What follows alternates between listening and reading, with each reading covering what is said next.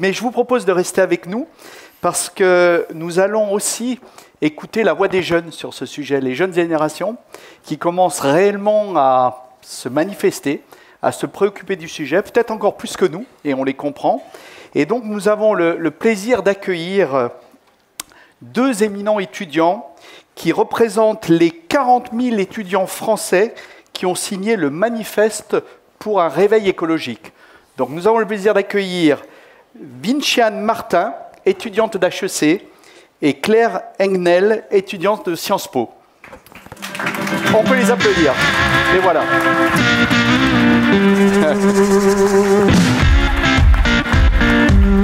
Bonjour. Bonjour. Bonjour.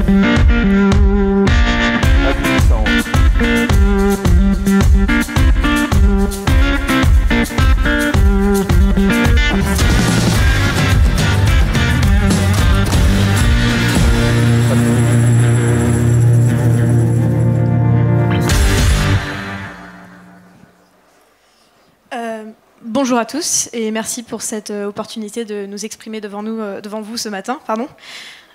Donc nous sommes ravis et honorés de cette rencontre, mais même si c'est un sentiment qui est un peu teinté d'une certaine amertume, puisque si on invite deux étudiants d'une vingtaine d'années aux rencontres internationales de la supply chain, c'est peut-être qu'il y a quelque chose qui cloche. Donc, ça démarre bien. Donc Vinciane et moi sommes représentants du manifeste étudiant pour un réveil écologique, dont on a parfois dit dans les médias qu'il s'agissait de 30 000 étudiants qui s'engageaient pour la planète. Or, M. Picard l'a rappelé, en fait, la planète elle va très bien s'en sortir sans nous. Et en fait, les constats scientifiques qu'on a aujourd'hui, c'est plutôt sur les conditions de vie de tous les êtres vivants qui sont à sa surface. Donc aujourd'hui, on se bat plutôt pour essayer de tenir une trajectoire à 2 degrés. 2 degrés, c'est déjà quelque chose qui n'est pas évident parce que ça voudrait dire qu'il faudrait réduire de 40% nos émissions de gaz à effet de serre d'ici 2030 alors qu'on est encore en augmentation. 2 degrés, c'est un chiffre qui peut paraître un peu abstrait, mais qui peut se traduire par d'autres chiffres beaucoup plus concrets sur notre condition de vie. C'est par exemple 55 degrés à Lille en 2050, ou alors en prenant un chiffre un peu plus large, des zones entières de la planète qui sont aujourd'hui habitées et qui seront rendues inhabitables à cause de températures mortelles la majorité de l'année.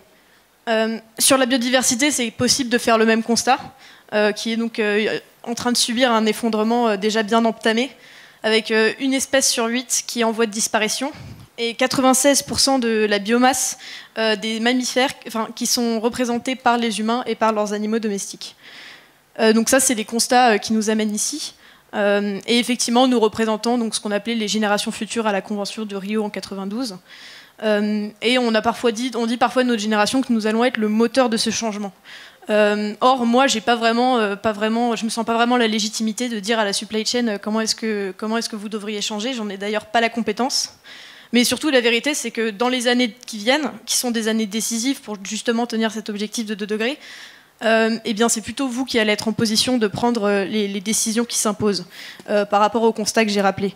Et pour cela, en fait, il est nécessaire de changer de modèle, nécessaire tout simplement par pragmatisme et par réalisme, puisque 2050, moi j'en serai à peu près aux 2 tiers de ma carrière, et donc ça va être des impacts qui vont nous concerner directement. Et donc voilà, le business as usual n'est pas une solution pour nous. La raison de notre présence ici, Claire l'a dit, c'est la rédaction d'un texte qu'on a publié en septembre dernier avec une vingtaine d'étudiants de grandes écoles françaises qu'on a appelé un manifeste étudiant pour un réveil écologique. Ce texte, il dit notre conscience de la crise environnementale. Et en fait, il dit que malgré notre conscience de la crise et la très forte volonté de notre génération de l'enrayer au plus vite, on a l'impression que c'est impossible parce que les structures existantes ne nous le permettent pas. On a l'impression qu'on nous propose des changements superficiels, là où on est tout à fait conscient qu'il faudrait repenser en profondeur nos modèles de société et notamment nos modèles économiques. Cette prise de conscience chez les jeunes, elle est très forte en ce moment. Je pense que tout le monde ici en est conscient, mais on peut faire quelques rappels. Le nombre de signataires du manifeste le montre, parce que oui, ça vient des grandes écoles, mais il a été suivi par des étudiants d'université, de BTS, d'UT, de près de 500 établissements. Il a été suivi dans plusieurs pays en Europe et en dehors. Et surtout dans les établissements où il a été le plus diffusé, ça a touché une très très forte proportion d'étudiants, 20% des étudiants de Polytechnique, 16% des étudiants des écoles centrales, 11% des étudiants de l'HEC et de l'ESSEC qui disent leur détermination à changer un système économique en lequel ils ne croient plus, pour citer le texte. Ça ne veut pas rien dire a priori. Et cette mobilisation, elle va bien au-delà. Vous le savez peut-être, les Verts aux élections européennes, c'était le premier parti chez les jeunes en France. Il y a des mouvements étudiants, des grèves étudiantes pour le climat. C'est un mouvement qui prend de l'ampleur très très rapidement. Et en fait, quand on pense aux chiffres qui ont été rappelés par Claire, quand on pense aux chiffres qui ont été un peu rappelés dans la vidéo de ce matin, on se rend compte que quand on a 20 ans actuellement et qu'on va vieillir pendant le XXIe siècle, c'est même pas de la bonne volonté de s'intéresser aux enjeux environnementaux, c'est juste une question... c'est pas de la bonne volonté, c'est juste... Il en va juste de notre intérêt. C'est vital. C'est juste vital pour nous. Parce que concrètement, personne n'a envie de s'échiner du matin au soir pour, par son propre travail, compromettre son futur et ses conditions de vie. Et donc, actuellement, les étudiants se mobilisent. Les étudiants se mobilisent dans l'enseignement supérieur.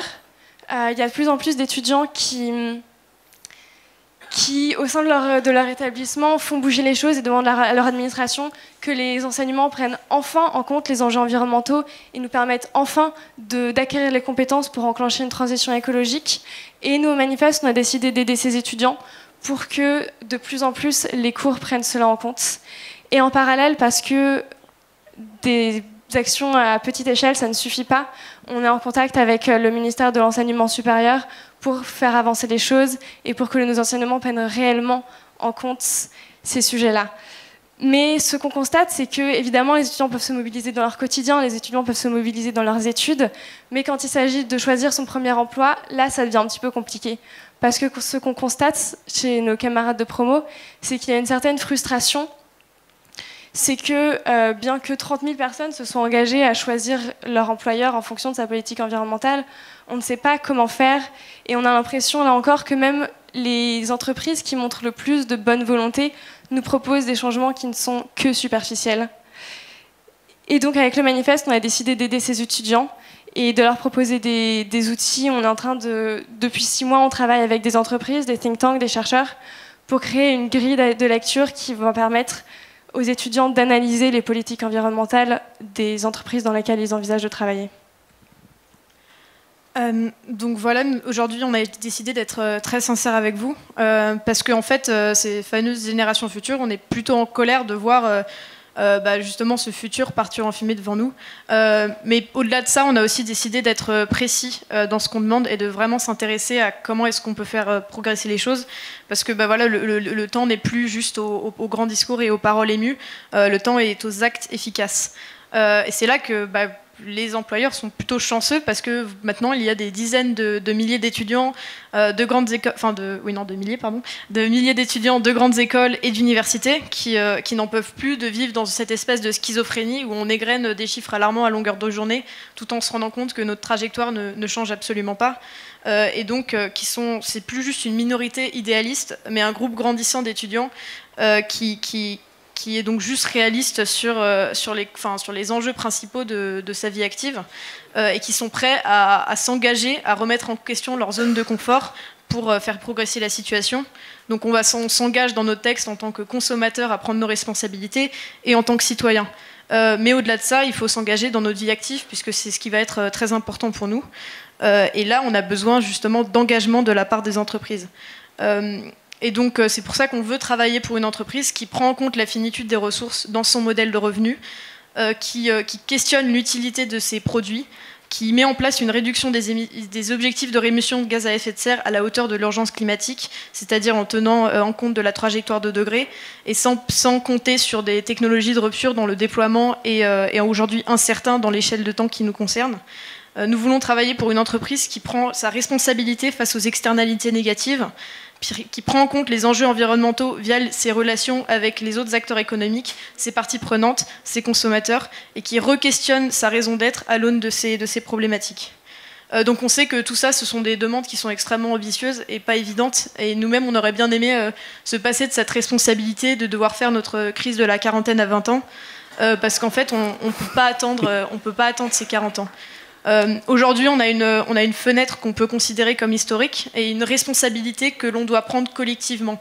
Nous, en tant que consommateurs, en tant que citoyens, mais les entreprises aussi en se rendant responsables des conséquences de leur activité. Car on ne pourra pas mettre en place de modèles alternatifs crédibles à grande échelle sans cette remise en question et sans que chacun reprenne ses responsabilités. Car les seules limites qu'on doit considérer comme insurmontables aujourd'hui sont celles de la planète.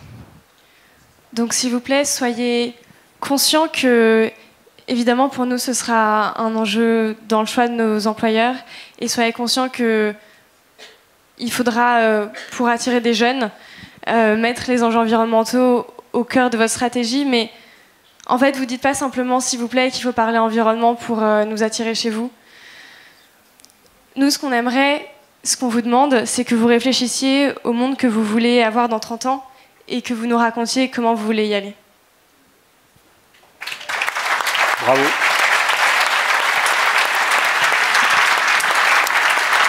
Merci Claire, merci Vincent. Je crois qu'on vous a bien entendu. La salle vous a bien entendu, nous vous avons bien entendu, et je pense vraiment que, en tous les cas, les métiers de la supply chain, tous les gens qui sont ici aujourd'hui, je le sais par tous les travaux que nous faisons à la SLOG, on a vraiment décidé de nous engager, non plus de parler uniquement de ces sujets, mais vraiment de s'engager à l'image de ce congrès pour aller dans le sens que vous voulez. Donc, on est vraiment ravis de vous avoir accueillis et surtout continuez à être derrière nous, parmi nous, stimulez-nous pour qu'on aille dans ce sens. Merci beaucoup et je crois qu'on peut encore les applaudir. Merci beaucoup. Jean-Michel, j'avais une remarque. Non, mais je reste là. Une remarque. Alors, je pense être celui qui est à l'origine de l'invitation, donc je vous remercie d'être là et je vous remercie de nous bousculer un petit peu. En ayant écouté ce que Bertrand Piccard disait, j'avais deux petites choses à vous dire pour aussi vous challenger dans votre position aujourd'hui. Challenger autant les écoles que ce que vous souhaitez challenger les entreprises, parce que si vous ne sortez pas formés sur l'environnement, on n'arrivera pas à grand-chose, parce que nous, avec la formation qu'on a eue, l'expérience et le peu de choses qu'on a fait sur l'environnement pendant toutes ces années, on est un peu démunis. Et l'environnement, c'est pas de l'interprétation. Il faut être capable de l'intégrer, mais pas de l'intégrer juste dans une fonction environnementale. C'est l'intégrer dans le marketing, l'intégrer dans la production, l'intégrer dans la distribution, l'intégrer dans l'ensemble des métiers. Donc, refusez d'aller dans une école qui n'enseigne pas l'environnement. Et vous avez fait HEC et Sciences Po. Ayez le courage de refuser d'aller à Sciences Po ou à HEC si vous n'avez pas été formé correctement à l'environnement. Ça, c'est ma première remarque. La deuxième... La deuxième remarque que je suis en train de zapper complètement... Ça va venir. Ça va venir. Je peux répondre à la première remarque. Et je reviens à ce que disait Bertrand ce matin, d'éviter nos certitudes. Vous avez la certitude aujourd'hui, elle est bonne. Encore une fois, je suis celui qui a poussé pour que vous soyez là. La certitude de ne pas intégrer des entreprises qui ne font pas d'efforts. Vous pourriez changer de paradigme aussi et essayer d'intégrer justement les entreprises qui ne font pas suffisamment d'efforts pour les changer de l'intérieur. Parce qu'en intégrant les entreprises qui ne font pas d'efforts, vous serez les futurs patrons, les futurs dirigeants de ces entreprises-là. En n'y allant pas, c'est peut-être une faute. Merci Vincent pour ces commentaires. Merci à vous toutes. Bien sûr, Bertrand. Je peux rajouter quelque chose parce que je pense que votre approche, elle est extrêmement forte. La preuve, c'est la réaction qu'il y a eu maintenant. Vous faites peur. Vous faites peur. Vous êtes beaucoup plus forte à dire on n'ira pas dans les entreprises qui ne font pas d'efforts qu'en essayant de les changer de l'intérieur, parce que le temps que vous puissiez les changer de l'intérieur, le temps que vous puissiez les changer, il faudra 20 ans. Vous avez 20 ans maintenant, vous aurez des postes à responsabilité, dans 20 ans, ce sera trop tard. Donc, votre bras de levier d'aujourd'hui, il est extraordinaire. Parce que vous faites vraiment réagir. Et puis l'autre bras de levier que je trouve extraordinaire, c'est que vous donnez une justification, presque un alibi, mais dans le sens positif, au gouvernement pour agir. Parce que les gouvernements se basent sur les sondages, se basent sur la pression populaire. Et si vous n'existiez pas, il n'y aurait rien qui se passerait. Or, maintenant, l'électorat jeune est fondamentalement important et les gouvernements peuvent se dire, les jeunes descendent dans la rue, il y a des grèves pour le climat, donc on est en plein droit d'agir et de changer les choses et d'obliger les changements. Donc, ce n'est pas vous qui changez, mais vous obligez les autres à changer et le bras de levier est fantastique. Bravo. Bravo. Merci. Si on peut juste répondre rapidement aux remarques qui ont été faites, je pense que vous avez du coup assez bien répondu à la deuxième, merci.